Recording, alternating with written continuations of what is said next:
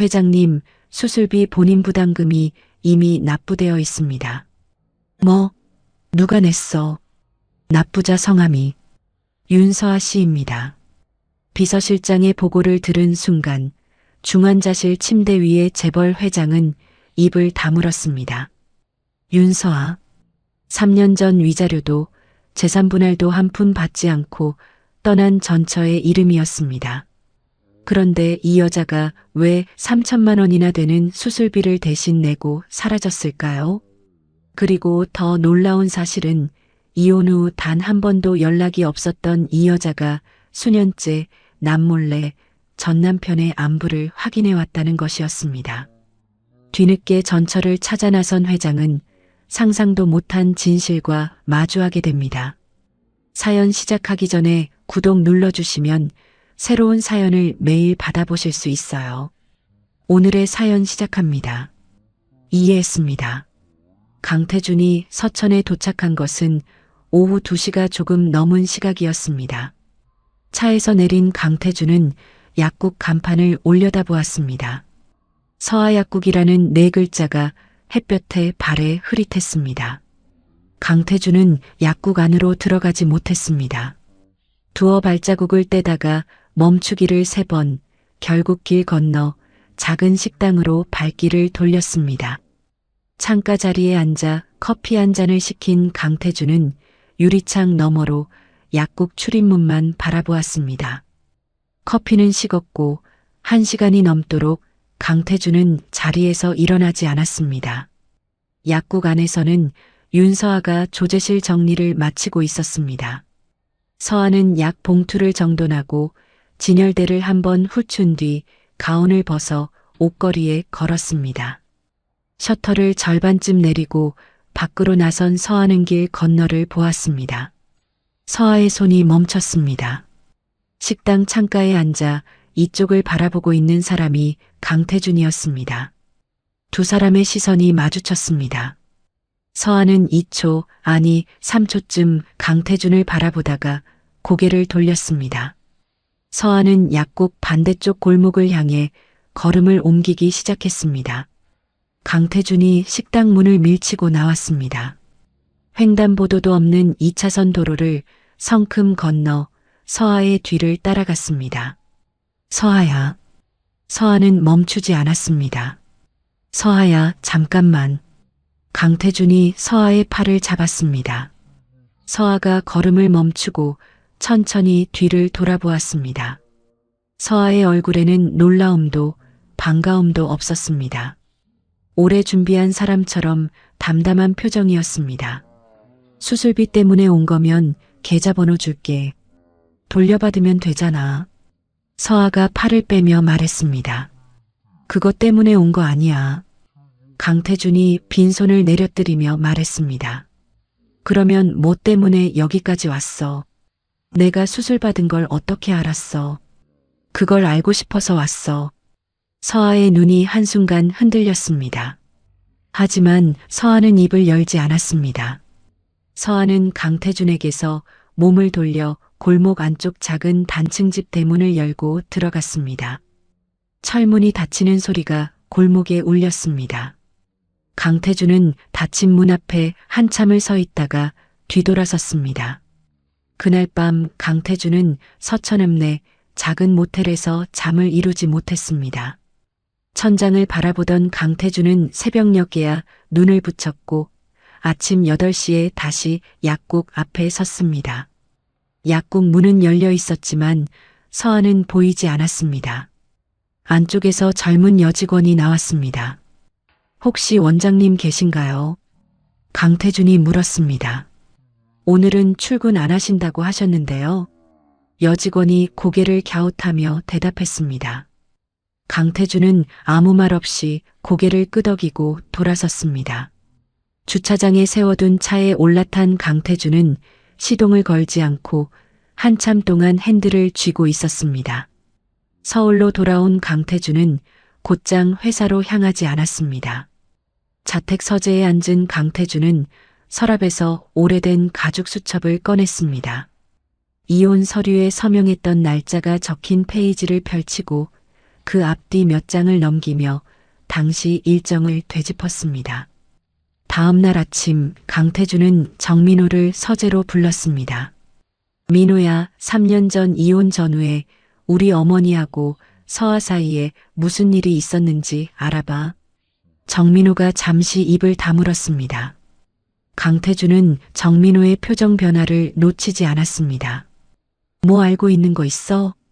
정민호가 양복 단추를 만지작거리며 입을 열었습니다. 회장님, 이혼 서류 서명하시기 이틀 전이었습니다. 어머님 댁에서 사모님을 뵌 적이 있습니다. 어머니 댁에서? 네. 어머님께서 사모님을 단독으로 부르셨습니다. 2시간 넘게 안에 계셨고 사모님이 나오실 때 눈이 많이 부어 있으셨습니다. 강태준의 손가락이 책상 위에서 멈췄습니다. 그걸 왜 지금 말해? 정민호가 고개를 숙였습니다. 그날 저녁 어머님께서 저를 따로 부르셨습니다. 정민호의 목소리가 낮아졌습니다. 오늘 있었던 일을 태준이한테 한마디라도 하면 너도 이 회사에서 끝이야. 어머님께서 그렇게 말씀하셨습니다. 강태준이 의자 등받이에 몸을 기대며 눈을 감았습니다. 한참 동안 서재에는 시계 소리만 들렸습니다. 3년이야, 민호. 3년 동안 그걸 안고 있었어? 변명할 생각 없습니다. 말씀 못 드린 건 제 잘못입니다. 정민호가 허리를 깊이 숙였습니다.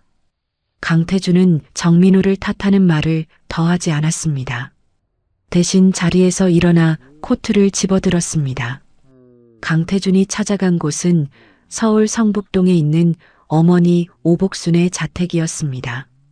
오복순은 거실 소파에 앉아 텔레비전을 보다가 아들을 보고 리모컨을 내려놓았습니다. 이 시간에 웬일이냐? 어머니 3년 전에 서아를 부르셨죠. 이혼 서류 서명하기 이틀 전에. 오복순의 손이 무릎 위에서 살짝 움찔했습니다. 하지만 오복순의 표정은 크게 변하지 않았습니다. 그 여자가 무슨 말을 하던 서아한테 직접 듣고 온 게 아닙니다. 그날 어머니 댁에서 서아가 울면서 나온 걸 본 사람이 있어요. 오복순이 텔레비전 쪽으로 시선을 돌렸습니다. 그 여자는 스스로 떠난 거다. 내가 뭘 한 게 아니야. 어머니, 그만해라. 지난 일 가지고 뭘 자꾸 파헤치냐. 떠난 사람은 떠난 거고 넌 내 할 일이나 해. 오복순이 리모컨을 다시 집어들며 텔레비전 소리를 높였습니다. 강태준은 더 묻지 않았습니다. 어머니의 얼굴을 몇 초간 바라보다가 고개를 돌리고 현관으로 향했습니다.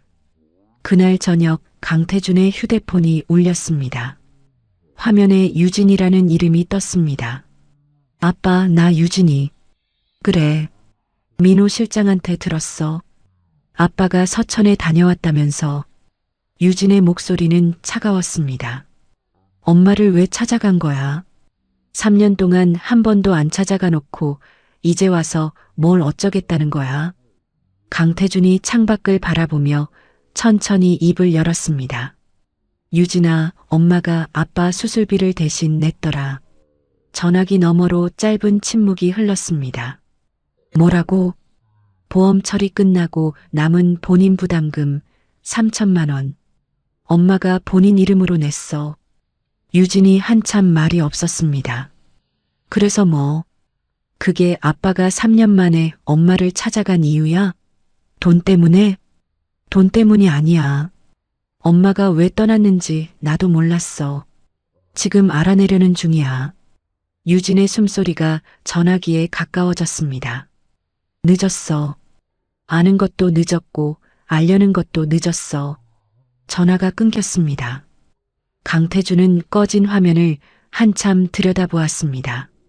유진은 전화를 끊고 원룸 침대 가장자리에 앉았습니다.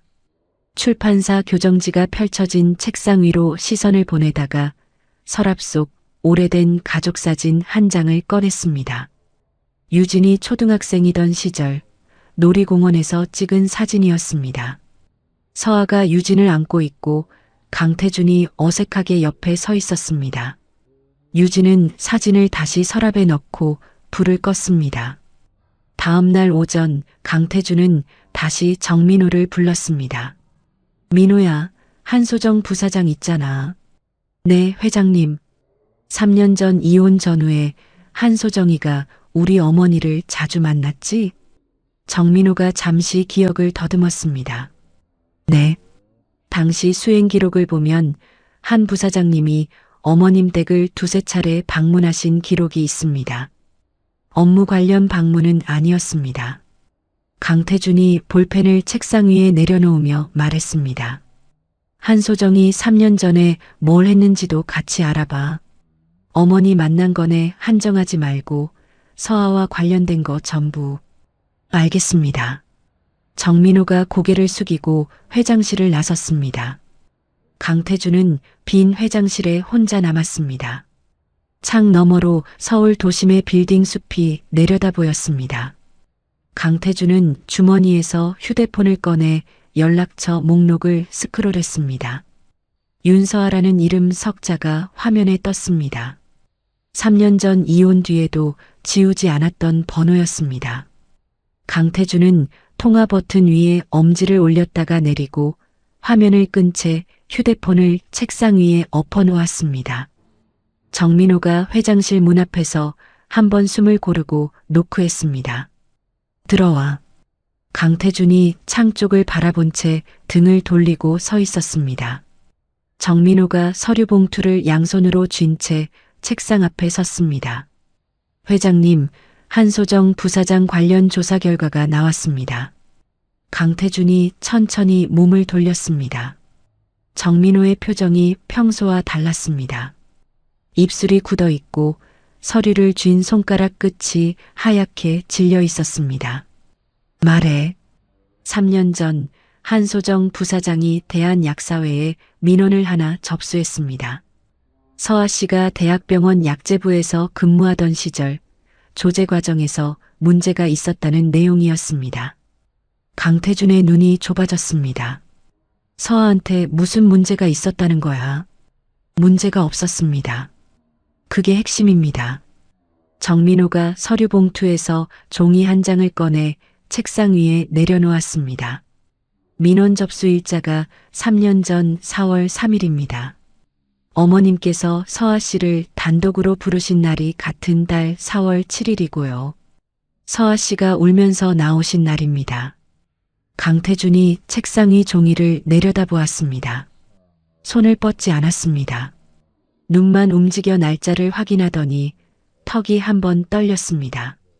한소정이 민원을 만들어서 어머니한테 넘겼다는 거냐? 정황상 그렇습니다. 민원이 접수되면 약사회에서 사실 확인 절차가 시작됩니다.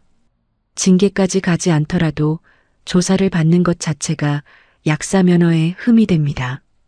어머님께서 그걸 빌미로 서아 씨를 압박하신 겁니다. 강태준이 의자에 앉지 않고 책상 모서리를 두 손으로 잡았습니다. 손등에 핏줄이 붉어져 나왔습니다. 한소정이 왜 그랬는지 파악했나? 정민호가 잠시 말을 멈추었다가 목소리를 낮추어 이어갔습니다. 한 부사장은 강성그룹 창업 초기에 개인 자금 5억 원을 투자했습니다. 하지만 공식 지분으로 인정받지 못했습니다. 회장님께서 기억하실지 모르겠지만 당시 투자 약정서가 아니라 개인 차용 형식으로 처리되었습니다. 강태준의 손가락이 책상 모서리 위에서 미세하게 떨렸습니다. 그건 갚았어. 이자까지 쳐서 다 정리한 돈이야. 한 부사장 입장에서는 돈을 돌려받은 것과 지분을 인정받는 것은 다른 문제였던 것 같습니다. 거기에 개인적인 감정까지 겹치면서 서아 씨를 보내면 회장님 곁의 자리와 경영 영향력을 동시에 가질 수 있다고 판단한 것으로 보입니다. 강태준이 고개를 들어 천장을 올려다보았습니다. 한참 동안 아무 말이 없었습니다. 정민호는 그 침묵 속에서 숨을 죽이고 서 있었습니다. 한소정을 불러. 정민호가 고개를 숙이고 회장실을 나갔습니다. 30분 뒤 한소정이 회장실 문을 열고 들어왔습니다.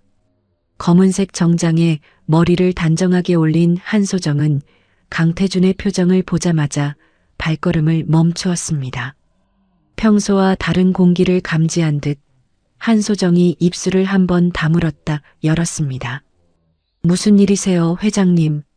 얼굴이 안 좋으신데. 강태준이 책상 위에 놓인 종이를 한소정 쪽으로 밀었습니다. 3년 전 4월 약사회에 민원 하나 넣은 적 있지.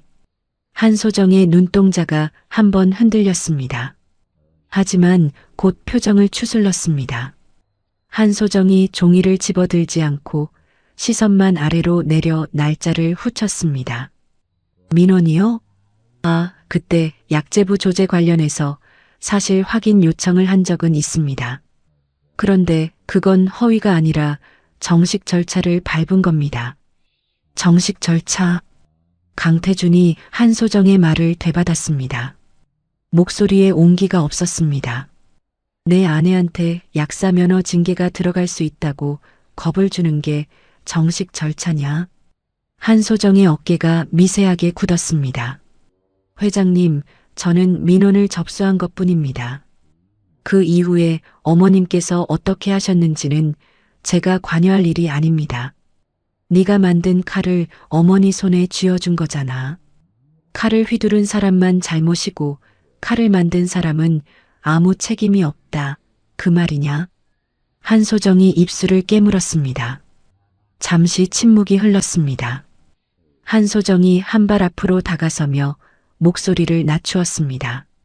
회장님, 3년 전 일을 지금 와서 뒤지면 누구한테도 좋을 게 없습니다.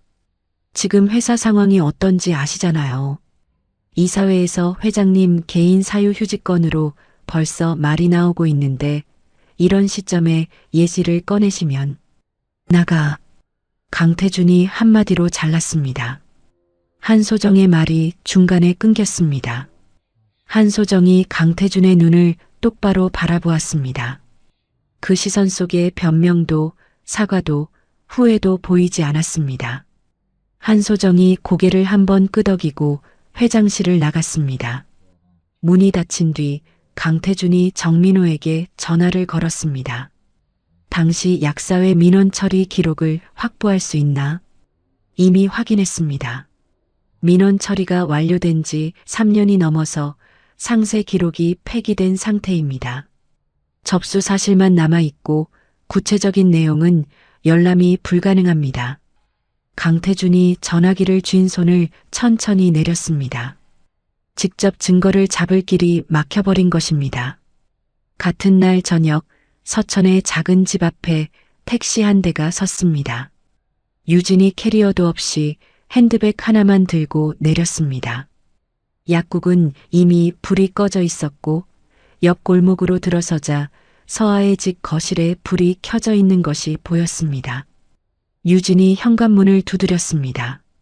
문이 열리자 서아가 앞치마를 두른 채 서 있었습니다.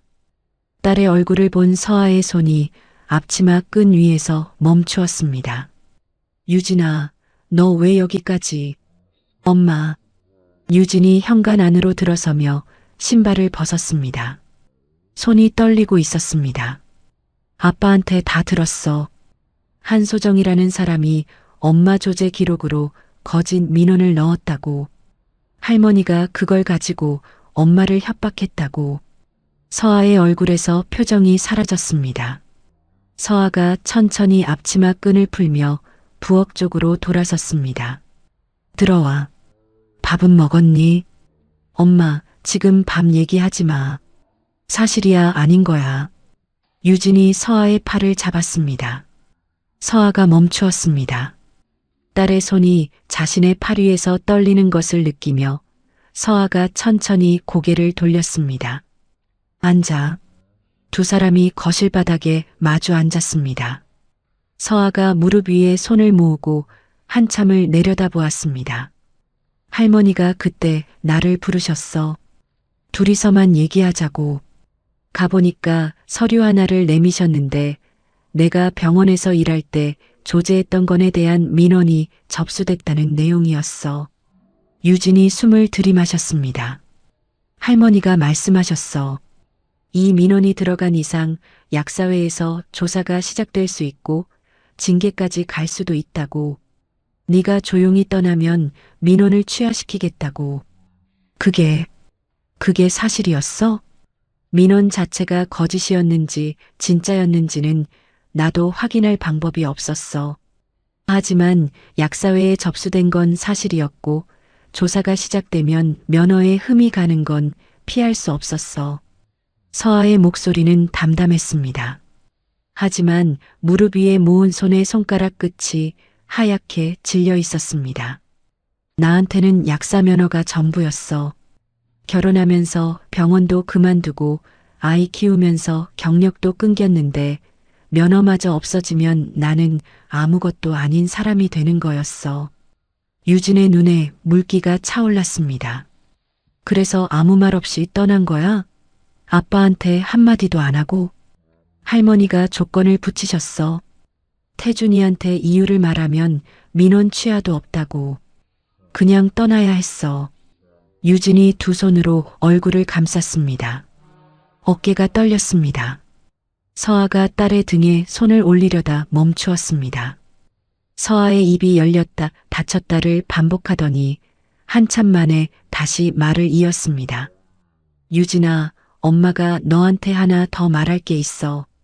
유진이 젖은 얼굴을 들었습니다. 6개월 전에 위암 진단을 받았어. 이기야. 다음 달에 항암 치료를 시작해야 해. 유진의 손이 무릎 위에서 미끄러졌습니다. 유진의 몸이 앞으로 기울더니 그대로 바닥에 무릎을 꿇었습니다. 입이 벌어졌지만 소리가 나오지 않았습니다. 아빠 수술비를 낸 것도 그래서야. 치료 시작하기 전에 정리하고 싶은 일이 있었어. 그 사람이 아프다는 소식을 듣고 내가 할 수 있는 게 그것뿐이었어. 유진이 서아의 무릎 위로 고개를 떨어뜨렸습니다. 서아가 딸의 머리카락을 천천히 쓸어내렸습니다. 거실에 유진의 울음소리만 낮게 번졌습니다. 다음 날 아침 유진이 서울행 기차 안에서 강태준에게 전화를 걸었습니다. 아빠, 엄마가 위암이야. 이 길에 다음 달에 항암 시작한대. 전화기 너머로 아무 소리도 들리지 않았습니다. 유진이 기다렸습니다. 한참 뒤에 강태준의 목소리가 들렸습니다. 평소와 달리 갈라져 있었습니다. 민우한테 연락해라. 위암 전문으로 제일 잘하는 병원이 어딘지 찾아보라고. 전화가 끊겼습니다. 같은 시각 한소정은 자신의 사무실에서 휴대폰을 내려놓았습니다. 강태준이 민원 조작건을 끝까지 파고들 것이라는 것을 확인한 한소정이 사회이사 2명에게 각각 문자를 보냈습니다.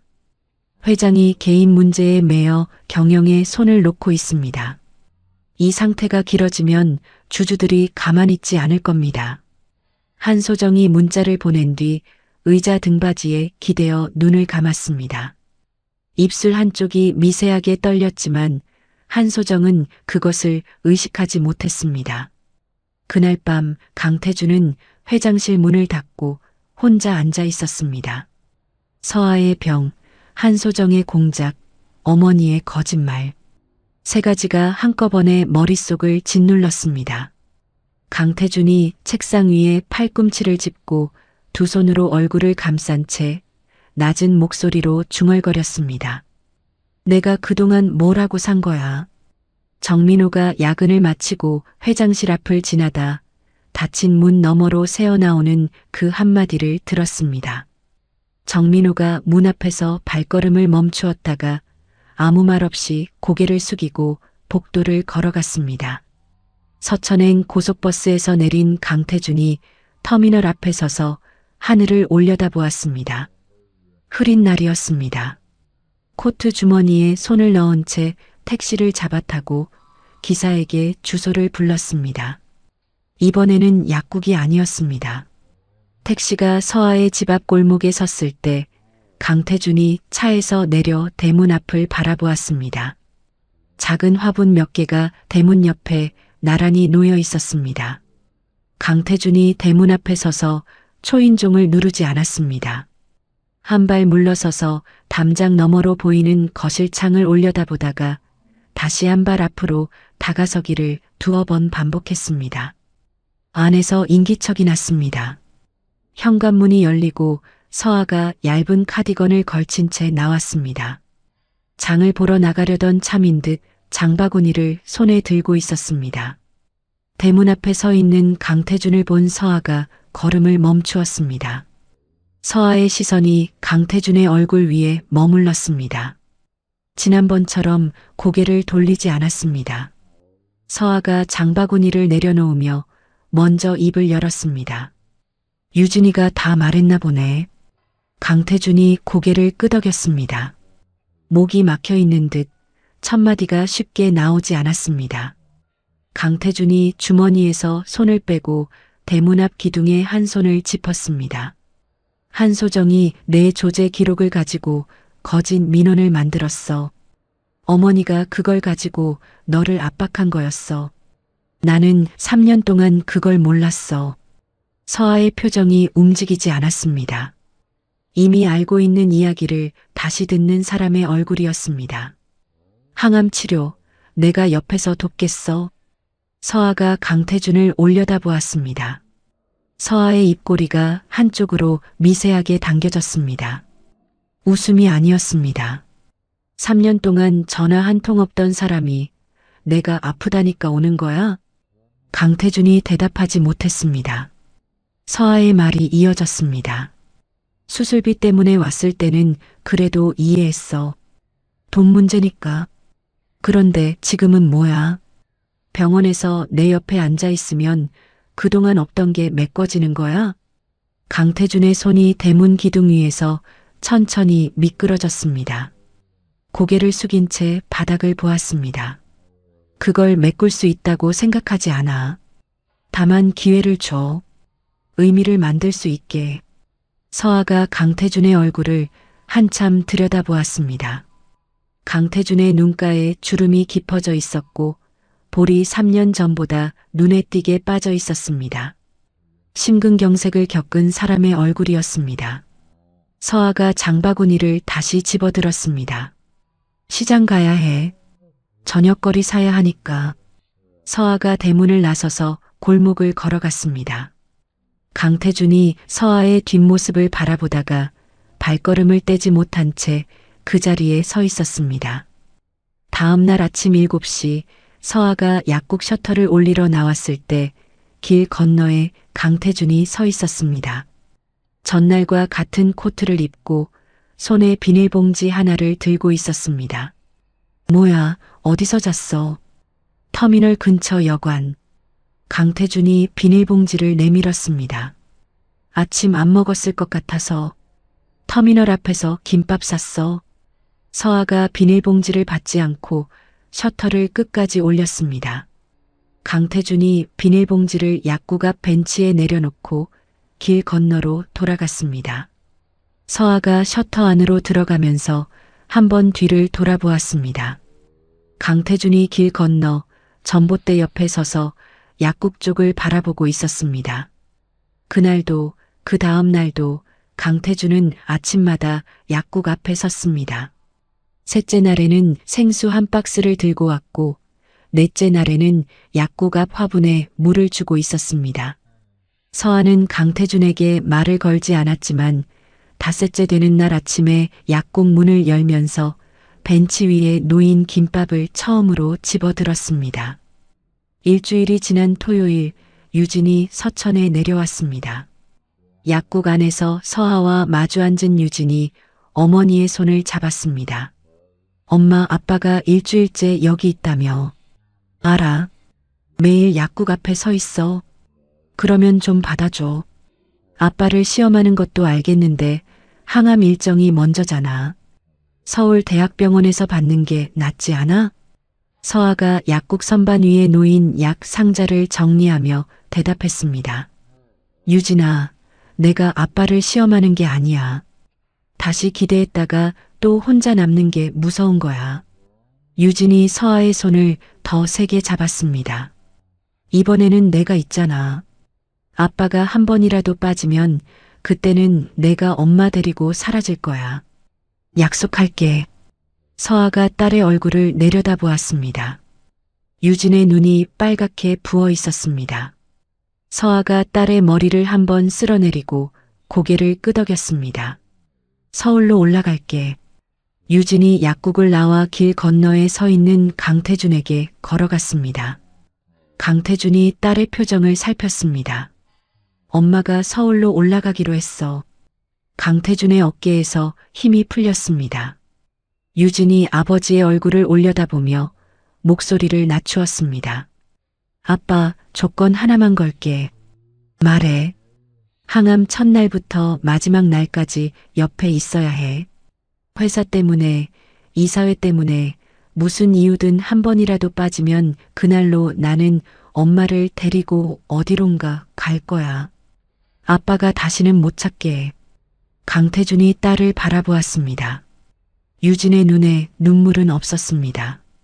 대신 강태준이 한 번도 본 적 없는 단단함이 깔려 있었습니다. 알았다. 말로만 하는 거 아니지. 안 빠진다. 유진이 아버지를 한참 올려다보다가 고개를 돌렸습니다. 서울로 돌아온 강태준이 가장 먼저 한 일은 정민호를 부른 것이었습니다. 회장실 책상 앞에 마주 앉은 두 사람 사이로 서류가 펼쳐져 있었습니다. 이사회의 회장 개인 사유 임시 휴직을 공식 통보해. 기간은 미정이야. 서아 항암 치료가 끝날 때까지. 정민호가 펜을 멈추고 강태준을 올려다보았습니다. 임시경영위원회를 가동해야 합니다. 김도영 사회이사를 위원장으로 세우는 게 가장 안정적입니다. 그렇게 해. 한 가지 더 말씀드려도 되겠습니까? 말해. 정민호가 서류 아래에서 다른 봉투를 꺼냈습니다. 한소정 부사장의 비자금 정황에 대한 예비 내부 감사 자료입니다. 회장님께서 자리를 비우시면 한 부사장이 이사회를 움직이려 할 가능성이 높습니다. 이 자료를 확보해 두면 만일의 경우 대응이 가능합니다. 강태준이 봉투를 받아들고 안쪽을 확인했습니다. 고개를 한번 끄덕이고 봉투를 정민호에게 돌려주었습니다. 네가 갖고 있어. 필요한 순간에 네가 판단해서 써. 정민호가 봉투를 받아 안쪽 주머니에 넣으며 자리에서 일어섰습니다. 서아의 서울 전원이 결정된 뒤 강태준은 병원 인근 오피스텔을 계약했습니다. 짐이라고 할 것도 없이 이불과 냄비 몇 개, 그리고 서아가 서천 약국에서 가져온 약 상자 2개가 전부였습니다. 항암 치료 첫날 아침 강태준이 오피스텔 현관에서 서아의 신발을 가지런히 놓고 문을 열었습니다. 서아가 얇은 점퍼를 걸치고 나왔습니다. 두 사람이 나란히 엘리베이터를 타고 내려와 병원까지 걸었습니다. 아무 말이 없었습니다. 병원 접수를 마치고 서아가 치료실로 들어갔습니다. 강태준이 대기실 의자에 앉았습니다. 벽에 걸린 시계가 느리게 돌아갔습니다. 강태준이 두 손을 무릎 위에 올려놓고 치료실 문을 바라보았습니다. 2시간 뒤 치료실 문이 열렸습니다. 서아가 간호사의 부축을 받으며 나왔습니다. 얼굴이 하얗게 질려 있었고 입술에 핏기가 없었습니다. 서아가 대기실을 둘러보다가 같은 자리에 앉아 있는 강태준을 발견했습니다. 서아의 발이 멈추었습니다. 강태준이 자리에서 일어나 서아 쪽으로 걸어갔습니다. 일주일이 지나자 부작용이 시작되었습니다. 서아가 새벽마다 화장실에서 구토를 했고 베개 위에 머리카락이 한 움큼씩 빠져나왔습니다. 강태준은 아침마다 죽을 쓰고 약 먹는 시간에 맞춰 물컵을 서아의 손에 쥐어주었습니다. 냉장고 문에는 강태준이 손으로 그린 약 복용 시간표가 테이프로 붙어 있었습니다. 글씨가 삐뚤빼뚤했지만 시간마다 약 이름과 용량이 빼곡하게 적혀 있었습니다. 유진은 평일 저녁마다 오피스텔에 들렀습니다. 현관문을 열면 강태준이 부엌에 서서 설거지를 하고 있거나 거실에서 서아의 이불을 정리하고 있었습니다. 유진이 냉장고 문에 붙은 시간표를 보았습니다. 아무 말하지 않고 어머니의 방으로 들어갔습니다. 오복수는 뉴스를 통해 강태준의 휴직 소식을 접했습니다. 리모컨을 쥔 손이 떨리는 것을 느끼며 오복순이 정민호에게 전화를 걸었습니다. 태준이가 왜 회사를 쉰다는 거야? 이유가 뭐야? 회장님의 지시로 상세 사유를 말씀드리기 어렵습니다. 내가 그의 어미야. 내 아들 일을 나한테 숨기는 거야? 죄송합니다, 어머님. 정민호가 전화를 끊은 뒤 오복순이 수화기를 내려놓고 거실 소파에 천천히 주저앉았습니다. 항암 2주차 유진이 저녁에 오피스텔을 방문했습니다. 현관문을 열고 복도를 지나 어머니의 방 앞에서 발걸음을 멈추었습니다. 방문이 살짝 열려 있었습니다. 틈 사이로 강태준의 등이 보였습니다. 강태준이 침대 옆에 쪼그리고 앉아 베개 커버를 벗기고 있었습니다. 커버 위에 서아의 머리카락이 흩어져 있었습니다. 강태준이 머리카락을 하나씩 집어 휴지 위에 모으고 새 커버를 씌우고 있었습니다. 서아는 잠들어 있었고 강태준은 서아가 깨지 않도록 손끝만 움직이고 있었습니다. 유진이 소리 없이 뒤로 물러섰습니다. 복도 벽에 등을 기대고 한참을 서 있었습니다. 눈을 감았다 뜨기를 몇 번 반복하다가 주머니에서 휴대폰을 꺼냈습니다. 화면 위에 짧은 문자를 입력했습니다. 아빠, 수고하셨습니다. 보내기를 누르고 휴대폰을 주머니에 넣었습니다. 1분쯤 지났을 때 휴대폰이 울렸습니다. 문자가 아니라 전화였습니다. 유진이 전화를 받았습니다. 유진아. 강태준의 목소리가 낮게 들려왔습니다. 네가 어렸을 때도 이렇게 해줬어야 했는데. 유진이 입술을 깨물었습니다. 대답이 나오지 않았습니다. 유진이 전화를 끊었습니다. 끊은 뒤에도 유진은 꺼진 화면을 들여다보며 복도에 한동안 서 있었습니다. 서아의 1차 항암 치료가 끝나고 열흘째 되는 날 강태준과 서아가 나란히 진료실 앞에 앉아 있었습니다. 서아의 손이 무릎 위에서 미세하게 떨리고 있었고 강태준은 그 옆에서 시선을 정면에 고정한 채 입을 다물고 있었습니다. 진료실 문이 열리고 주치의가 두 사람을 불렀습니다. 모니터에 검사 사진이 떠 있었습니다. 종양 크기가 처음보다 35% 정도 줄었습니다. 항암 반응이 상당히 좋은 편입니다. 서아의 어깨에서 힘이 빠졌습니다. 강태준이 의자 팔걸이를 쥔 손에 힘을 주었다가 천천히 풀었습니다. 2차 치료 시작 전에 2주 정도 쉬는 기간이 있습니다. 이 기간에 체력을 최대한 회복해 두시는 게 좋습니다. 진료실을 나온 강태준이 복도 끝 창가에서 서아에게 말했습니다. 강릉에 집 하나 구해놨어.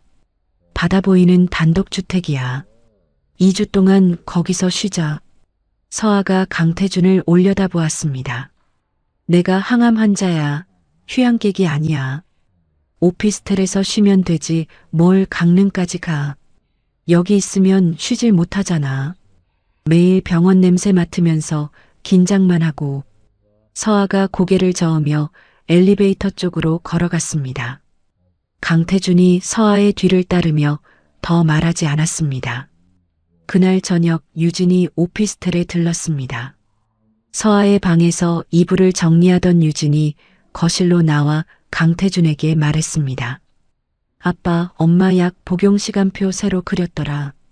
2차 항암약이 바뀌어서 시간이 달라졌어.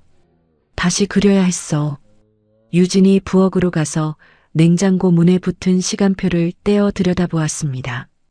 연필로 한 칸 한 칸 줄을 긋고 시간마다 약 이름을 또박또박 적은 종이였습니다. 유진이 시간표를 다시 냉장고에 붙이고 서아의 방으로 들어갔습니다. 엄마, 아빠가 약 시간표 새로 그렸다며. 서아가 이불 속에서 유진을 올려다보았습니다. 알아. 아까 냉장고에 붙이는 거 봤어. 강릉 가자. 아빠가 집까지 구해놨는데. 유진아, 괜히 돈 쓸 필요 없어. 여기서 충분해. 유진이 어머니의 이불 끝을 여미며 말했습니다. 엄마, 2주만이잖아. 바다 바람 쐬고 오면 2차 항암 버티는 힘이 달라. 내가 주말마다 내려갈게. 서아가 딸의 얼굴을 한참 바라보다가 고개를 돌려 천장을 올려다보았습니다. 한참 뒤에 서아가 낮은 목소리로 대답했습니다. 알았어. 강릉에 도착한 날 강태준이 단독주택 현관문을 열고 서아를 안으로 안내했습니다. 거실 창 너머로 바다가 보였습니다. 서아가 창가에 서서 수평선을 내다보았습니다. 강태준이 짐을 내려놓고 부엌으로 들어가 냉장고를 열었습니다. 전날 정민호를 시켜 채워둔 식재료가 칸마다 정리되어 있었습니다. 강릉 생활 첫 주 강태준은 새벽 5시에 일어나 주문진 수산시장으로 나갔습니다. 항암 뒤 서아의 입맛이 사라져 있었기 때문에 기름기 없고 살이 담백한 생선만 골라 사왔습니다.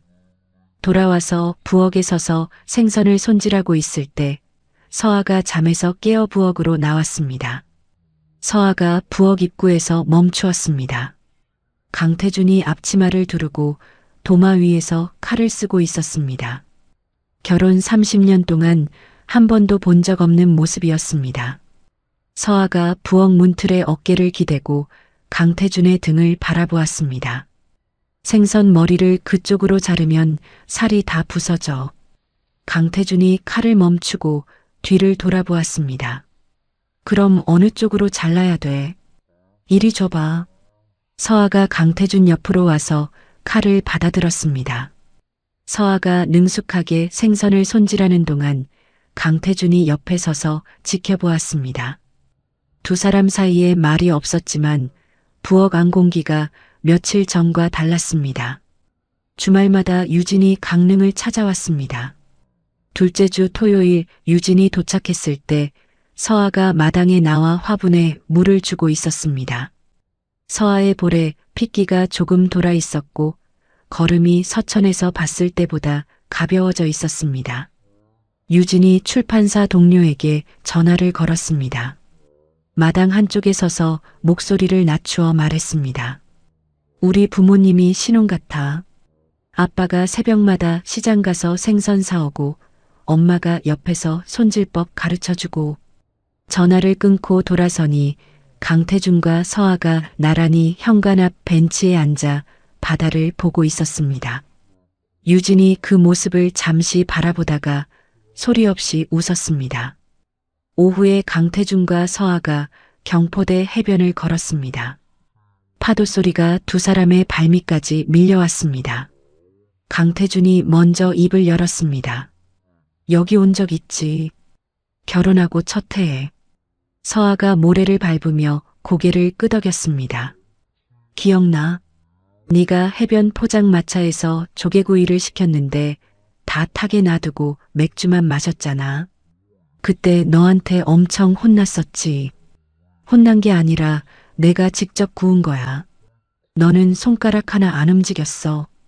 강태준이 걸음을 멈추고 서아를 바라보았습니다.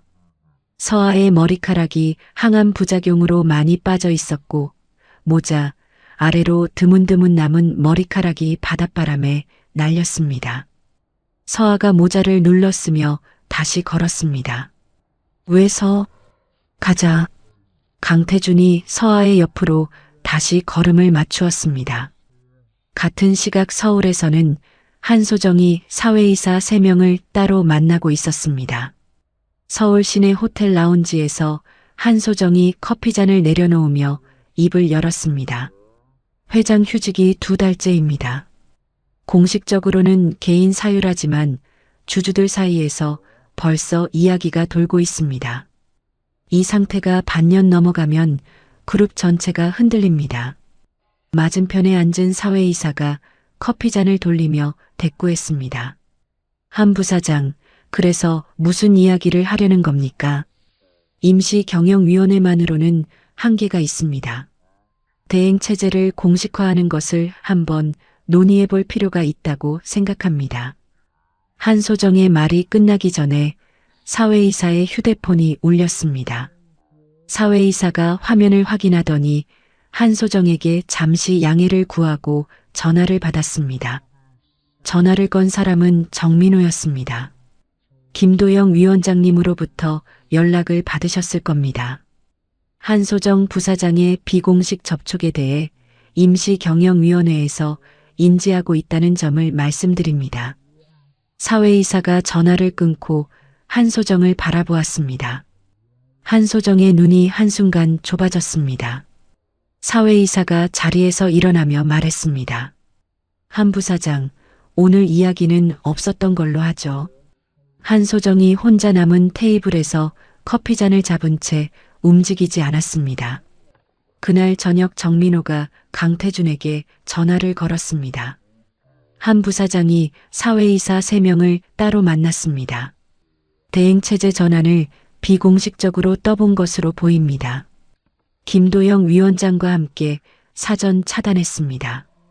강태준이 강릉집 마루에 앉아 바다를 바라보며 대답했습니다. 서하 2차 항암이 끝날 때까지 나는 안 올라간다.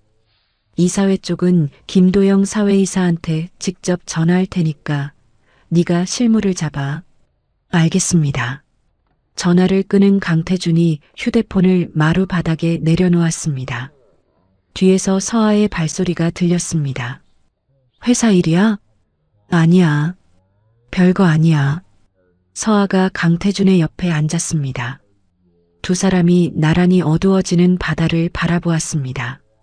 서하의 2차 항암 치료가 시작되었고 치료 후 검사 결과가 나온 날 강태준과 유진이 함께 진료실에 들어갔습니다. 주치의가 모니터를 가리키며 말했습니다. 종양 수치가 정상 가까이까지 내려왔습니다.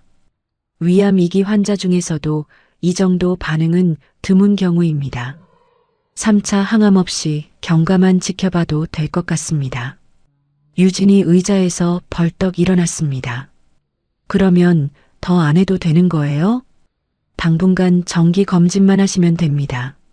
물론 경과를 꾸준히 봐야 하지만 현재 상태는 매우 좋습니다. 유진이 서하의 어깨를 끌어안았습니다. 서하의 몸이 딸의 팔 안에서 작게 흔들렸습니다. 유진의 눈에서 눈물이 쏟아졌습니다. 강태준은 진료실에서 나와 복도를 걸었습니다. 복도 끝 벽 앞에서 멈추었습니다. 이마를 벽에 대고 눈을 감았습니다. 어깨가 한번 크게 올라갔다 내려왔습니다. 아무 소리도 내지 않았습니다. 강릉으로 돌아온 뒤 서하가 동네 보건소에서 어르신 대상 약물 상담 자원봉사를 시작했습니다. 독거노인들이 여러 약을 한꺼번에 먹으면서 헷갈려하는 것을 서하가 하나하나 정리해 주었습니다. 강태준이 매일 아침 서하를 보건소까지 차로 데려다주고 봉사가 끝날 때까지 주차장에서 기다렸습니다. 어느 오후 강태준이 보건소 창밖으로 서하를 바라보았습니다. 서하가 할머니 한 분 앞에 약봉지를 펼쳐놓고 하나씩 짚어가며 설명하고 있었습니다. 할머니가 고개를 끄덕이자 서하가 웃었습니다. 강태준이 창밖에서 그 모습을 한참 지켜보았습니다. 서하가 약사로 일할 때의 표정이 어떤 것인지 강태준은 결혼 30년 만에 처음으로 알았습니다. 그날 저녁 강릉집 거실에서 강태준이 서하에게 말했습니다. 약국 다시 열고 싶으면 어디든 상관없어. 내가 옆에 있을 테니까. 서하가 소파에 앉은 채 강태준을 올려다보았습니다. 대답하지 않았습니다. 서하가 천천히 손을 뻗어 강태준의 손을 잡았습니다. 강태준이 서하의 손을 내려다보았습니다. 마르고 핏줄이 드러난 손이었습니다. 강태준이 그 손을 두 손으로 감싸쥐었습니다. 같은 주말 유진이 강릉을 찾았습니다. 저녁 식사를 마치고 마당에 나와 전화를 받는 유진의 목소리가 평소보다 부드러웠습니다. 응, 나 지금 강릉이야. 응, 부모님 댁. 전화 너머로 준혁의 목소리가 들렸습니다. 다음에 나도 같이 가자. 부모님께 인사드리고 싶어. 유진이 전화기를 쥔 채 마당 너머 바다를 바라보았습니다. 파도 소리가 낮게 깔렸습니다. 유진이 한참 만에 대답했습니다. 그래, 다음에 같이 가자. 전화를 끊은 유진이 마당 의자에 앉아 하늘을 올려다보았습니다. 별이 또렷했습니다. 서아의 경과 관찰 3개월 차 정기 검사 날이었습니다. 강릉에서 서울까지 강태준이 직접 차를 몰았습니다. 서아가 조수석에서 창밖을 바라보며 말했습니다. 오늘 검사 끝나면 강릉 돌아가기 전에 시장 들르자. 냉장고에 된장이 떨어졌어. 알았어. 검사 끝나고 들르자. 병원에 도착하여 접수를 마치고 서아가 검사실로 들어갔습니다. 강태준이 대기실 의자에 앉아 벽시계를 올려다보았습니다. 바늘이 한 칸씩 움직일 때마다 강태준의 손가락이 무릎 위에서 꿈틀거렸습니다. 1시간 뒤 서아가 검사실에서 나왔고 결과는 오후에 나온다는 안내를 받았습니다. 두 사람이 병원 구내식당에서 점심을 먹고 오후 2시에 진료실 앞에 다시 앉았습니다.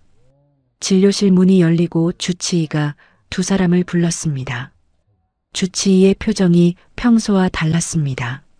모니터를 켜며 말을 꺼내기 전에 안경을 한번 고쳐 썼습니다. 위쪽은 깨끗합니다. 제발 소견은 없습니다. 서아의 어깨가 내려갔습니다. 그런데 주치의가 말을 이었습니다. 다만간 쪽에 새로운 음영이 하나 보입니다. 강태준의 등이 곧게 섰습니다. 음영이라는 게 무슨 뜻입니까?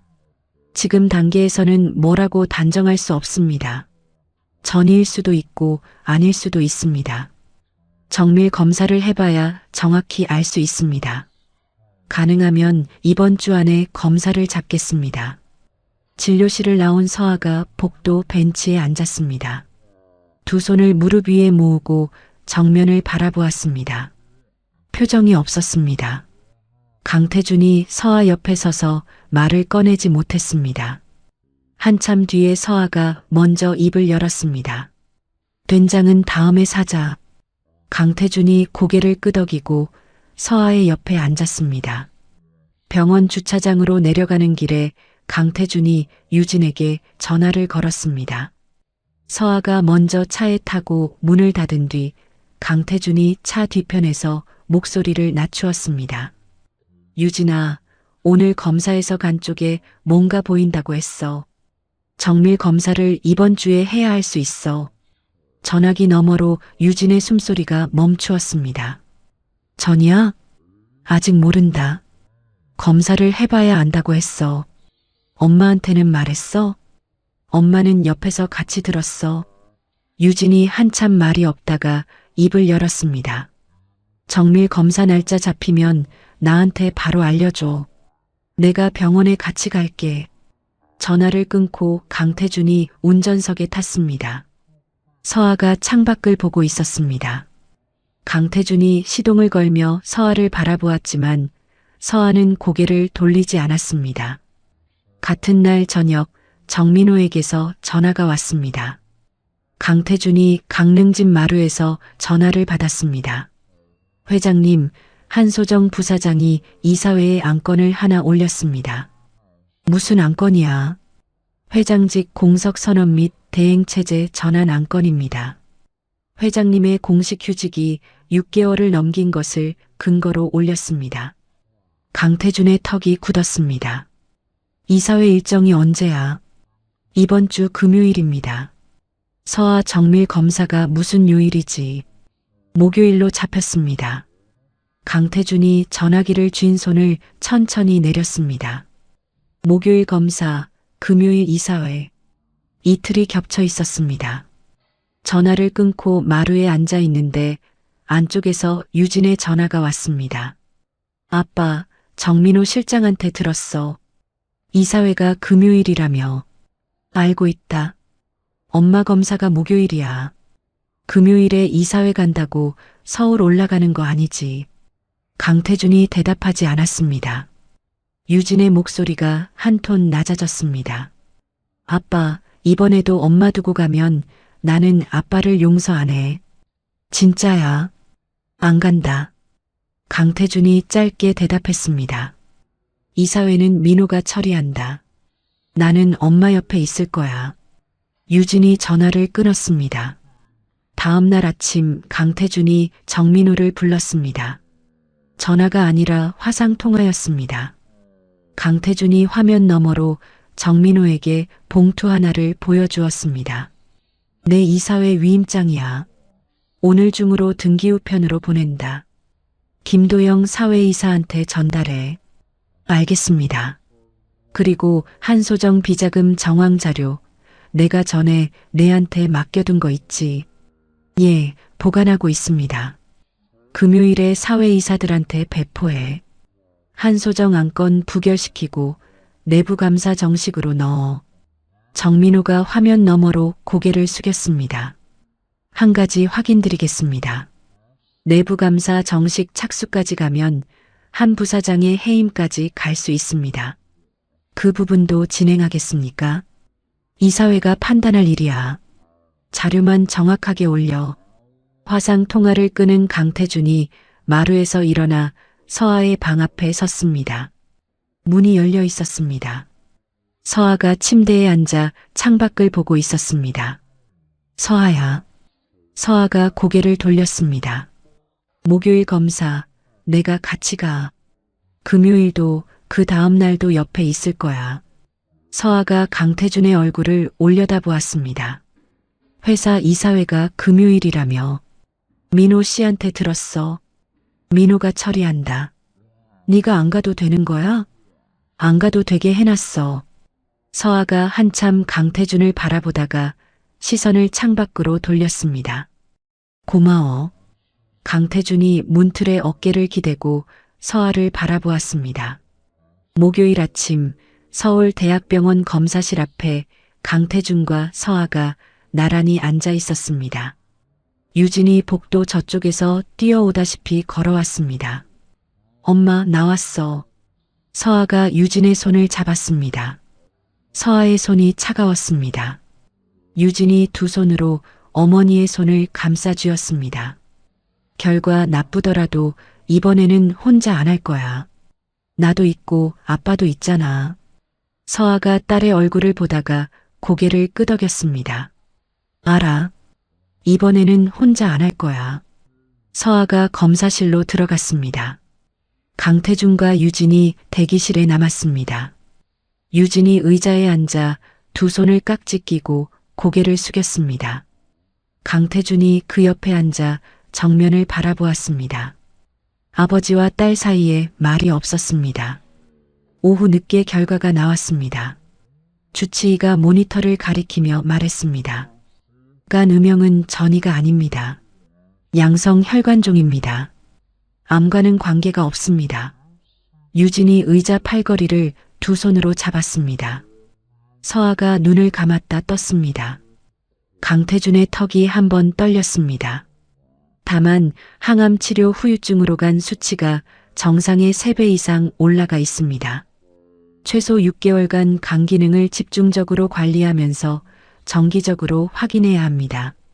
진료실을 나온 유진이 복도에서 서아를 안았습니다. 서아가 딸의 등을 두드렸습니다. 울지 마. 전이 아니래잖아. 알아. 알아서 우는 거야.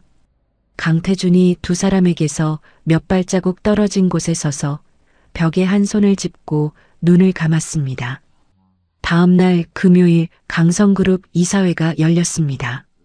정민호가 회의장에 들어서자 한소정이 맨 앞자리에 앉아 있었습니다. 정민호가 사회이사들에게 서류 봉투를 한 부씩 돌렸습니다. 한소정이 봉투의 내용물을 확인하는 사회이사들의 표정을 보며 손에 든 펜을 꺾듯 쥐었습니다. 회의가 시작되고 한소정의 대행 추대 안건이 상정되었습니다. 김도영 임시 경영위원장이 발언했습니다. 안건 표결에 앞서 한소정 부사장에 대한 내부 감사 자료가 배포되었습니다. 비자금 조성 정황이 포함되어 있으며 감사위원회의 정식 조사 착수를 동시에 의결할 것을 제안합니다. 한소정이 자리에서 일어섰습니다. 이건 안건과 별개의 문제입니다. 지금 논의할 사안이 아닙니다. 김도영이 한소정을 바라보며 대답했습니다. 이사회 구성원의 적격성에 관한 문제는 모든 안건에 우선합니다. 표결하겠습니다. 표결 결과 한소정의 대행 추대 안건은 부결되었고 내부감사 정식 착수가 만장일치로 의결되었습니다. 한소정이 회의장을 나서며 뒤를 돌아보았지만 아무도 한소정을 바라보지 않았습니다. 그날 저녁 한소정이 오복순의 자택을 찾아갔습니다. 오복순의 거실에 마주 앉은 한소정이 찻잔을 내려놓으며 말했습니다. 어머님, 태준 씨가 전처한테 빠져서 그룹을 이 꼴로 만들고 있습니다. 6개월이 넘도록 회사에 나오지 않고 이사회에서는 저를 겨냥해서 감사까지 시작했습니다. 어머님이 태준 씨한테 직접 말씀하셔야 합니다. 오복순이 찻잔을 쥔 채 움직이지 않았습니다.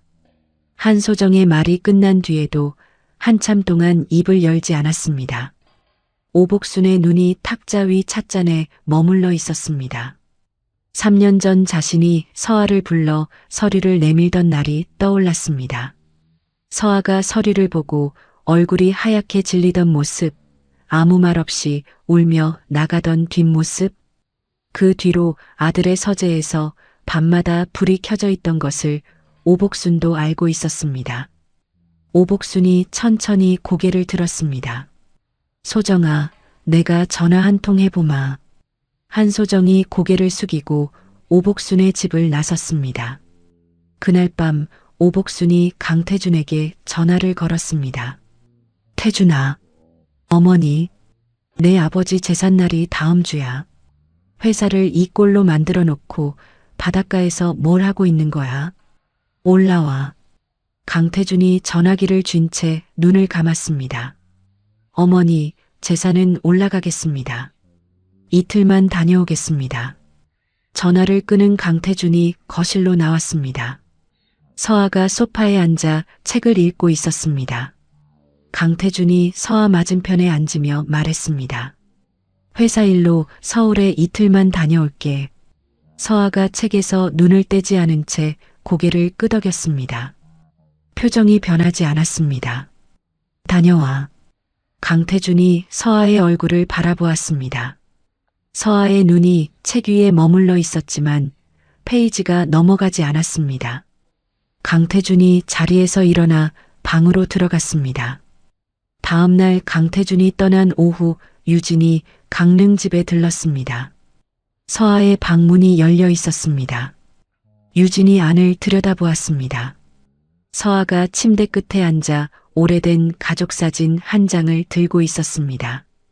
유진이 어렸을 때 세 식구가 나란히 서서 찍은 사진이었습니다. 서아가 사진을 들고 창밖을 바라보고 있었습니다. 유진이 문틀을 잡은 채 서 있었습니다. 안으로 들어가지 않았습니다. 유진이 소리 없이 뒤로 물러서서 거실 소파에 앉아 두 손으로 얼굴을 감쌌습니다. 서울에 도착한 강태준이 택시에서 내린 곳은 강성그룹 본사가 아니었습니다. 오복순의 자택이었습니다. 현관벨을 누르자 안에서 느린 발소리가 들렸습니다. 문이 열리고 오복순이 문 앞에 서 있었습니다. 강태준이 어머니의 얼굴을 바라보았습니다. 오복순이 아들의 얼굴을 올려다보았습니다. 3년 만에 두 사람이 서로의 눈을 정면으로 마주 보았습니다. 오복순이 문을 열어두고 안으로 들어섰습니다. 강태준이 현관에서 신발을 벗고 거실로 따라 들어갔습니다. 오복순이 소파에 앉지 않고 부엌으로 가서 물을 한 잔 따랐습니다. 강태준에게 건네지 않고 자기 앞 탁자에 내려놓았습니다. 강태준이 맞은편 의자에 앉았습니다. 두 사람 사이에 탁자 하나가 놓여 있었습니다. 오복순이 물잔을 만지작거리며 입을 열지 않았습니다. 강태준이 먼저 말했습니다. 어머니, 서아가 위암이야. 항암 치료 끝나고 지금 경과 관찰 중이야. 오복순의 손이 물잔 위에서 멈추었습니다.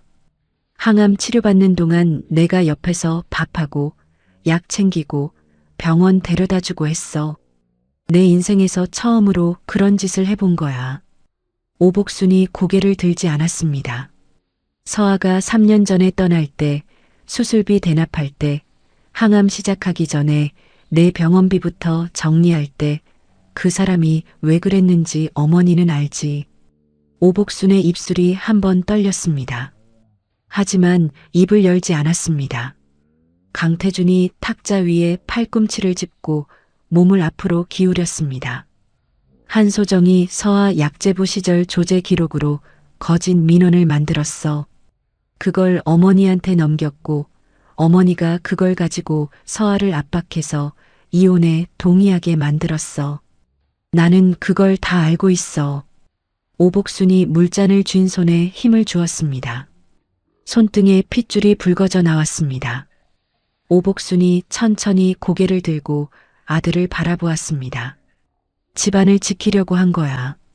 그 여자가 약사 경력에 미련을 버리지 못하고 맨날 병원이다 약국이다 나가겠다고 하니까 내 뒷바라지는 누가 하느냐고. 어머니가 지키려고 한 집안에 사람은 아무도 안 남았어. 오복순의 입이 닫혔습니다. 강태준의 목소리가 낮아졌지만 흔들리지 않았습니다. 서아가 떠나고 나는 3년 동안 밤마다 서재에 앉아 있었어. 유진이는 나한테 1년에 전화 2번 하는 게 전부였고 회사가 아무리 커봐야 집에 돌아오면 아무도 없었어. 어머니가 지킨 게 뭐야? 오복순이 물잔에서 손을 떼고 무릎 위에 올려놓았습니다.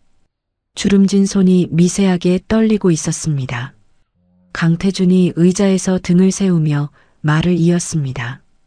어머니, 한소정한테 내부 감사가 이미 시작됐어. 비자금 문제하고 민원 조작건이 같이 묶여 있어. 감사가 진행되면 민원 조작에 어머니가 관여한 사실도 기록에 남을 수 있어. 오복순의 눈이 커졌습니다. 내 이름이 나온다고? 한소정이 민원을 만든 건 증거가 있고 그 민원을 누가 서아한테 들이밀었는지도 정황이 다 잡혀 있어. 감사보고서에 올라가면 어머니 이름은 빠질 수가 없어. 오복순의 얼굴에서 핏기가 빠졌습니다. 강태준이 탁자 너머로 어머니의 손을 바라보았습니다.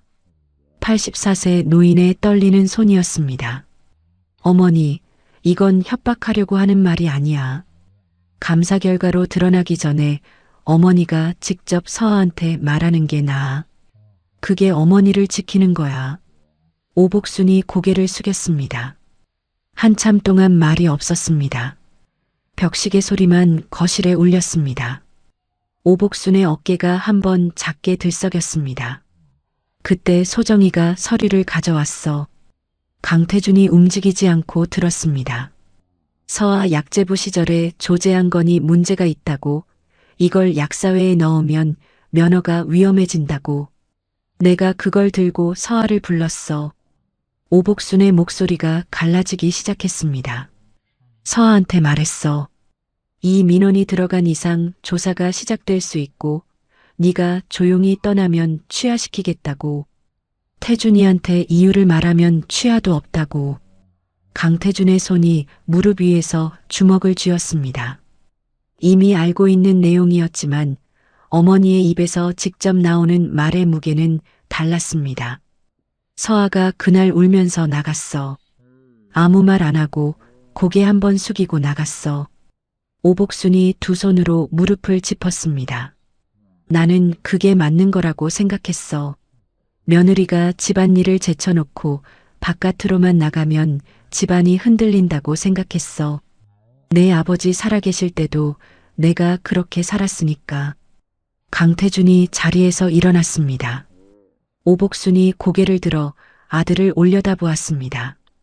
어머니, 서아한테 직접 말할 수 있어? 오복순이 대답하지 못했습니다. 입이 열렸다 닫혔습니다. 강태준이 더 묻지 않았습니다. 현관으로 걸어가 신발을 신고 문을 열기 전에 한번 뒤를 돌아보았습니다. 오복순이 소파에 앉은 채 고개를 숙이고 있었습니다. 강태준이 문을 닫고 나갔습니다. 다음 날 아침 강태준은 강성그룹 본사 이사회실에 들어섰습니다. 긴급 이사회가 소집되어 있었습니다. 사회이사 4명과 김도영 위원장이 자리에 앉아 있었고 정민호가 강태준의 옆자리에 서류를 펼쳐놓았습니다. 한소정이 회의실 맨 끝 좌석에 앉아 있었습니다. 강태준이 들어서자 한소정의 시선이 강태준을 따라갔습니다. 강태준은 한소정을 보지 않고 정면의 스크린을 향해 걸어갔습니다. 내부감사 최종 보고서를 제출합니다. 강태준이 서류를 김도영에게 건넸습니다. 김도영이 서류를 받아 펼치며 사회이사들에게 사본을 돌렸습니다. 한소정 부사장의 비자금 조성 정황과 3년 전 대한약사회에 허위 민원을 접수한 건이 함께 정리되어 있습니다. 민원 조작은 당시 회장의 배우자였던 윤서아 씨를 겨냥한 것이었습니다. 한소정이 자리에서 일어섰습니다. 회장님, 이건 경영 사안이 아니라 개인 문제입니다. 이사회에서 다룰 건이 아닙니다.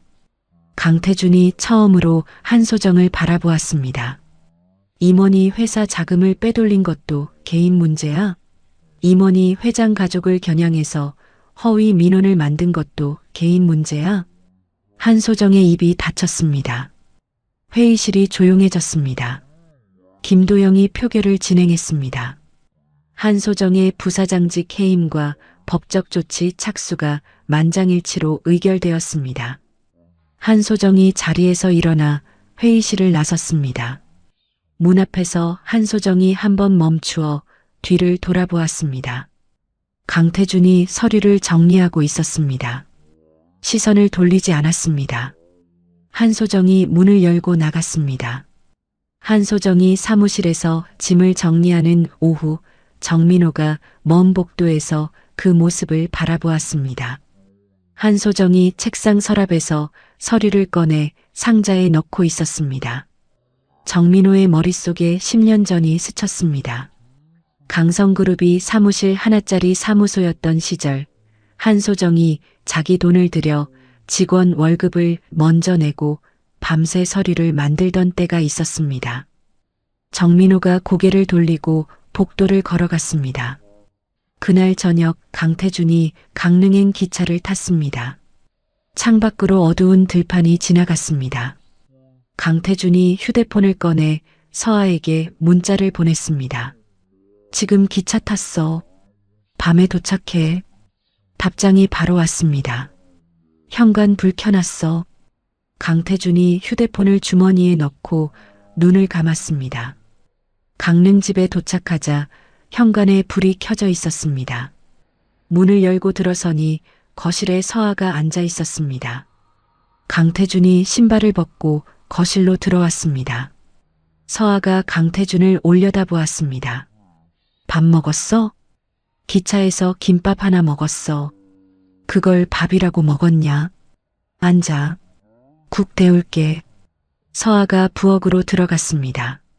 강태준이 거실 소파에 앉아 부엌에서 국 데우는 소리를 들었습니다. 2주가 지났습니다. 어느 오후 강릉집 현관벨이 울렸습니다. 서아가 부엌에서 손을 닦으며 현관으로 나갔습니다. 문을 열자 오복순이 서 있었습니다. 서아의 몸이 반사적으로 한 발 뒤로 물러섰습니다. 오복순이 현관 앞에서 서아를 올려다보았습니다. 키가 줄어든 노인의 눈이 서아의 얼굴 위에 머물렀습니다. 서아가 입을 열지 못했습니다. 오복순이 먼저 말했습니다. 서아야. 서아의 손이 문손잡이를 쥔 채 굳어 있었습니다. 3년 전에 내가 너를 불렀을 때 소정이가 가져온 서류를 너한테 보여줬어. 오복순의 목소리가 떨렸습니다. 현관 앞 바람이 오복순의 흰 머리카락을 흔들었습니다. 그 서류가 거짓이었어. 소정이가 만든 거야. 나는 그걸 알면서도 너한테 들이밀었어. 약사 면허가 위험해질 수 있다고, 조용히 떠나면 민원을 없앤다고 했어. 서아의 눈이 한번 크게 떨렸습니다. 3년 동안 혼자 삼키고 있던 말을 시어머니의 입에서 듣는 순간이었습니다. 내가 잘못했다. 오복순이 고개를 숙였습니다. 84세 노인의 등이 앞으로 굽었습니다. 서아가 오복순을 내려다보았습니다. 입술을 깨물었다가 풀었다가 다시 깨물었습니다. 한참이 지났습니다. 서아가 문손잡이에서 손을 떼고 한 발 옆으로 비켜 섰습니다. 어머님 들어오세요. 차 한 잔 드릴게요. 오복순이 고개를 들었습니다. 서아의 얼굴에 용서도 거부도 없었습니다. 다만 문이 열려 있었습니다. 오복순이 문지방을 넘으며 주름진 볼 위로 눈물이 흘렀습니다. 그 주말 유진이 강릉에 왔습니다. 현관문을 열고 들어서서 부엌 쪽을 보았습니다. 오복순과 서아가 나란히 앉아 감자를 깎고 있었습니다. 오복순이 감자를 서투르게 잡고 있자 서아가 칼 잡는 방향을 바로잡아 주었습니다. 두 사람 사이에 말이 없었지만 같은 방향을 보고 앉아 있었습니다. 유진이 말없이 주머니에서 휴대폰을 꺼냈습니다. 소리를 끄고 사진 한 장을 찍었습니다. 부엌 창으로 들어오는 오후 햇살 아래 두 사람의 옆모습이 화면에 담겼습니다. 유진이 휴대폰을 주머니에 넣고 거실로 돌아와 소파에 앉았습니다. 강태준이 마루에서 들어오다 유진과 눈이 마주쳤습니다. 유진이 아무 말 없이 고개를 한번 끄덕였습니다. 강태준도 고개를 끄덕이고 마루로 다시 나갔습니다. 서아의 6개월 간기능 관리가 끝나는 날 강태준과 서아가 다시 진료실 앞에 앉았습니다. 주치의가 검사 결과를 보며 말했습니다. 간 수치가 정상으로 돌아왔습니다. 앞으로는 3개월마다 외래로 확인하시면 됩니다. 서아가 의자에 앉은 채 눈을 감았다 떴습니다. 강태준이 옆에서 서아의 손을 잡았습니다. 서아가 고개를 돌려 강태준을 바라보았습니다. 강태준이 서아의 손을 놓지 않고 말했습니다. 이제 어디서든 내 옆이 내 자리야. 서아가 대답하지 않았습니다. 다만 강태준의 손을 빼지 않았습니다. 강릉집 거실에 네 사람이 앉아 있었습니다. 강태준과 서아가 소파에 나란히 앉고 맞은편 의자에 유진과 준혁이 나란히 앉아 있었습니다. 준혁이 두 손을 무릎 위에 올려놓고 등을 곧게 세우고 있었습니다. 턱이 살짝 당겨져 있었고 눈은 강태준의 얼굴을 똑바로 바라보고 있었습니다. 유진이 먼저 입을 열었습니다. 아빠, 엄마, 준혁이랑 결혼하기로 했어. 서아가 준혁을 바라보며 고개를 살짝 기울였습니다.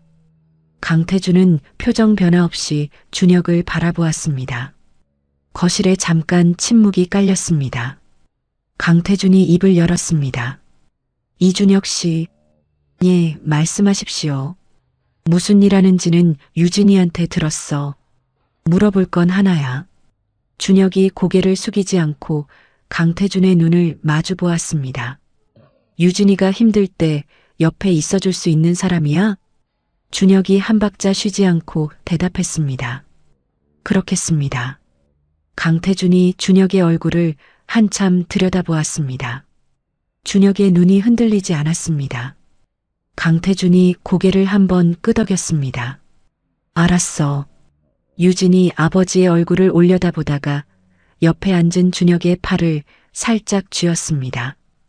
서아가 소파에서 일어나 안쪽 방으로 들어갔습니다. 잠시 뒤 서아가 작은 상자 하나를 들고 나왔습니다. 서아가 유진 앞에 앉으며 상자를 열었습니다. 안에 반지 하나가 들어 있었습니다. 금빛이 바래고 가느다란 반지였습니다. 내가 시집 올 때 외할머니한테 받은 거야. 이것만은 네가 가져야 해.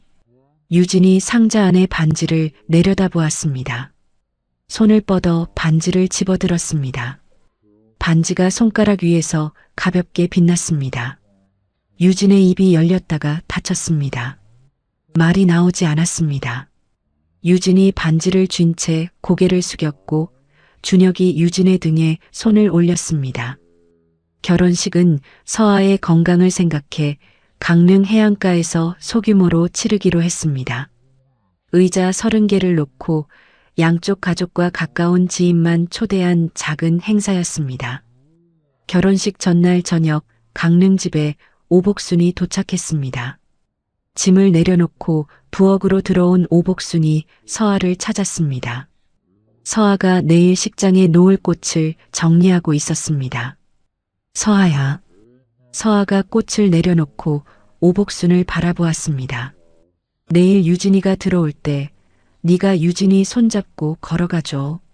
서아가 오복순의 얼굴을 들여다보았습니다. 어머님, 그건 네가 해야지. 그 애를 키운 건 나야. 네가 해. 내가 부탁하는 거야. 오복순의 목소리가 단단했습니다. 서아가 한참 오복순을 바라보다가 천천히 고개를 끄덕였습니다. 결혼식 당일 아침 강릉 해안가에 의자들이 두 줄로 놓여 있었습니다. 바다에서 불어오는 바람이 의자 위에 묶인 흰 리본을 흔들었습니다. 하객들이 자리에 앉고 오복순이 맨 앞줄 첫 번째 의자에 앉았습니다. 오복순이 무릎 위에 손수건을 펴놓고 정면을 바라보았습니다. 음악이 시작되었습니다. 대기실 안에서 유진이 흰 드레스를 입고 서 있었습니다. 왼쪽에 서아가 서 있었고 오른쪽에 강태준이 서 있었습니다. 유진이 왼손을 서아에게, 오른손을 강태준에게 내밀었습니다. 서아가 딸의 왼손을 잡았습니다. 강태준이 딸의 오른손을 잡았습니다. 세 사람이 나란히 걸어 나왔습니다. 하객들이 고개를 돌렸습니다. 오복순이 맨 앞줄에서 세 사람을 바라보았습니다. 서아가 유진의 손을 잡고 걷는 모습을 보는 오복순의 눈가가 붉어졌습니다. 오복순이 무릎 위에 손수건을 집어 눈가를 눌렀습니다. 유진이 준혁 앞에 섰습니다. 서아가 유진의 손을 놓았고 강태준이 반대쪽 손을 놓았습니다. 유진이 부모를 한번 돌아보았습니다. 서아가 고개를 끄덕였고 강태준은 입술을 꾹 다문 채 딸을 바라보았습니다. 줄에 없는 시기였습니다. 강태준이 앞으로 나와 짧은 축사를 했습니다. 강태준이 유진과 준혁을 바라보며 입을 열었습니다. 아버지가 딸한테 해줄 말이 많지 않아. 내가 너무 늦게 깨달은 게 있는데 유진이는 처음부터 알고 시작했으면 좋겠다. 강태준이 한 번 말을 멈추었습니다. 목이 막히는 것을 삼킨 뒤 다시 입을 열었습니다. 사람이 옆에 있을 때 지켜라. 나중에 하겠다고 미루면 나중은 안 와. 강태준이 자리로 돌아왔습니다.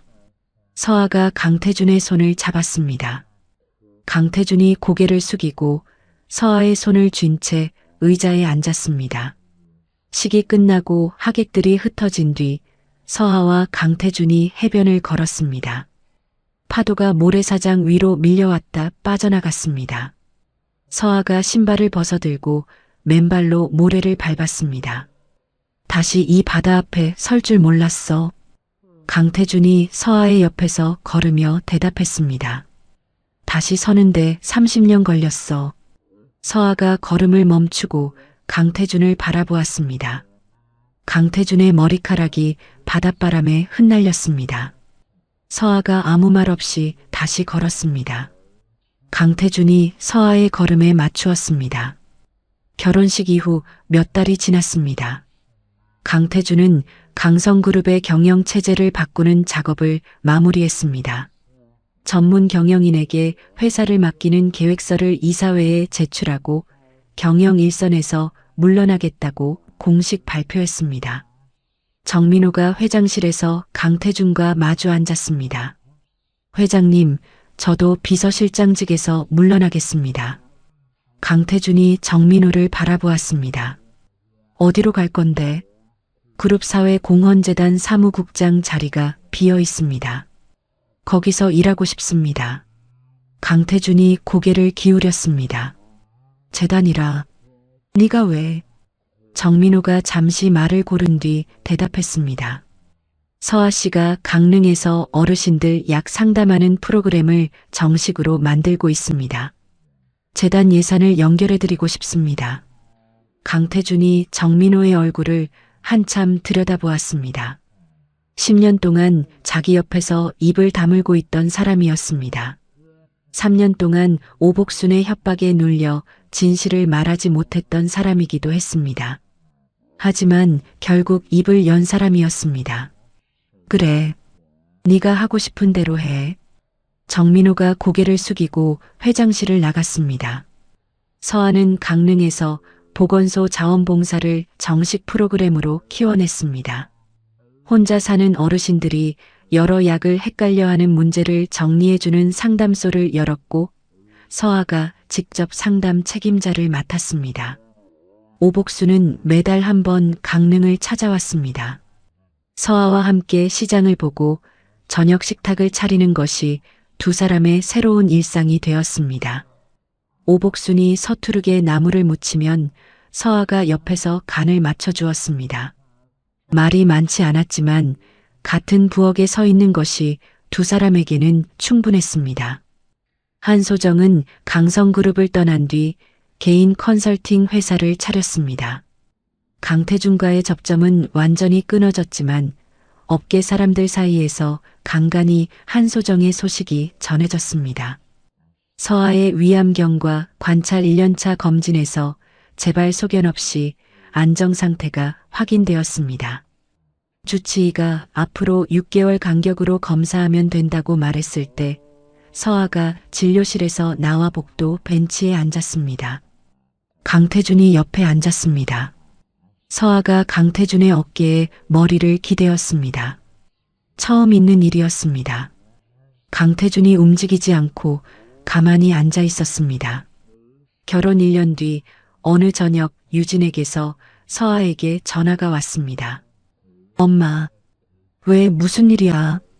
나 아기 생겼어. 서아의 손이 전화기 위에서 멈추었습니다. 엄마, 이름같이 지어줘. 서아가 전화기를 쥔 채 한참을 웃었습니다.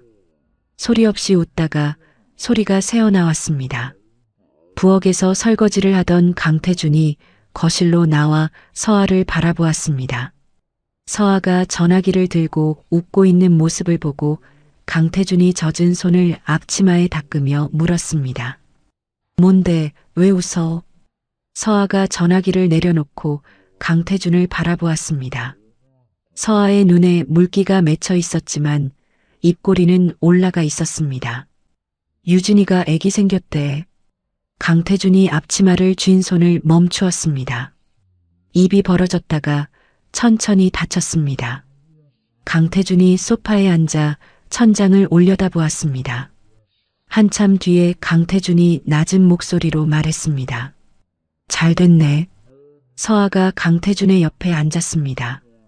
두 사람이 나란히 소파에 앉아 거실 창 너머 바다를 바라보았습니다.